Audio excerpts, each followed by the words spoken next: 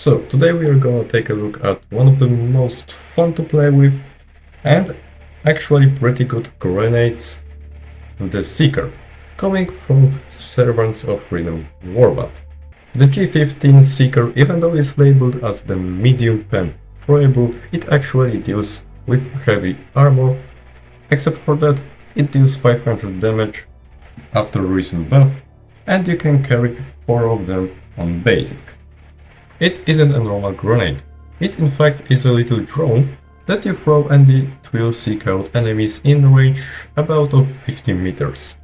It prefers to target the air troops, but it has the highest priority on the marked enemy. So if you want to get rid of this certain motherfucker, just ping him and throw the grenade, it will do it for you. The flaw of this grenade is that you don't really have any utility with it. I mean, somehow you can throw it inside of it, let's say fabricator, but good luck with that. The grenade ignites on impact, so you don't have to worry for it to fly too long. It won't explode ever unless it hits something, which means you can make a little army for yourself if you have enough of the resupplies nearby. Looking at the different fronts on the bot front, this thing is pretty nice.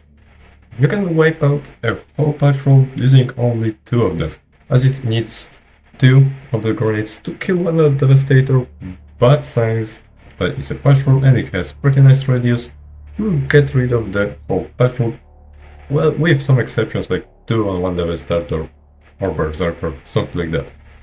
It also penetrates the heavy armor, like I said, so you can destroy objectives with it. Or you can damage the Worst Rider, but I wouldn't say that it is good to take them out with this. For the Illuminate, it feels also pretty neat. To get the most of this grenade, ping the Vaultless inside of the group, throw the grenade, and then you will have the highest kill count, as it will detonate right in the middle of them. And let me tell you something, it wipes out Vaultless greatly. You can also 2-tap any Overseer except for the elevated Overseer, which actually dies in one shot, especially that they fly, so even not pinged, Seeker will probably go for them.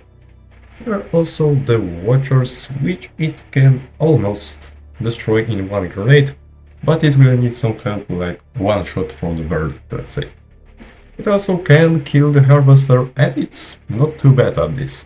Like 3-4 grenades will be, and the Harvester will be done for. Lastly, for the back front, it is also pretty damn nice, maybe not as good as on the other fronts, but still pretty good, as it can kill any chef in just 1 grenade up to the Alpha Commander. For this you will need 2. So once again, it will wipe out any patrol in 1 or 2 grenades.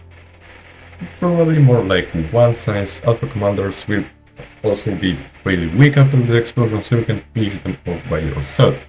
The only thing that surprises me, it isn't that great at taking down the Shriekers, so make sure to ping the bugs on the ground whenever you wanna throw it in, so it doesn't go for the Shriekers. For some reason it just can't get to it that fast. So, like you have seen, it performs pretty the same on every front. It is a great way to deal with the patrols, needing 1 or max 2 grenades to wipe out the whole patrol. This is a throwable, and usually there is no point in making loadout around the throwable, so I am presenting you the loadout with a theme of engineer that uses the Seeker. In the loadout we have the, of course, engineering kit armor passive for extra grenades. For the primary crossbow, either the Raptor for utility, and these are good splash damage weapons. As for the secondary, take the ultimatum for extra anti-tank responses and some more utility, especially over at the Illuminate front. For the stratagems, because we are skipping on the throwable, of course, it's a Seeker.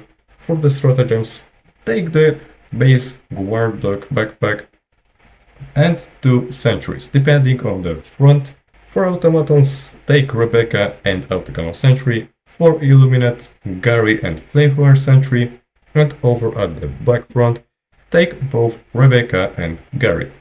Lastly, we are not taking the support weapon, button emplacement, anti-tank emplacement for the bots, and heavy machine gun emplacement for squids and bugs. I don't say it's a good loadout for solo, but you can certainly do a solo mission with it. But it still is a very reliable loadout. I would though prefer to take it on multiplayer, since the emplacement, especially on bugs and Illuminate front, might be not that useful when you have everything on your face. So that's all I got for you today. See ya next time! Oh, also, since I forgot as I was recording, since you throw it pretty far away, you can mark the target after you throw it, so the Seeker goes for its back. It's useful, for example, on the Hulks, as it will do way more damage on the vent than if it would to the face. Now, it's seriously over. See you next time.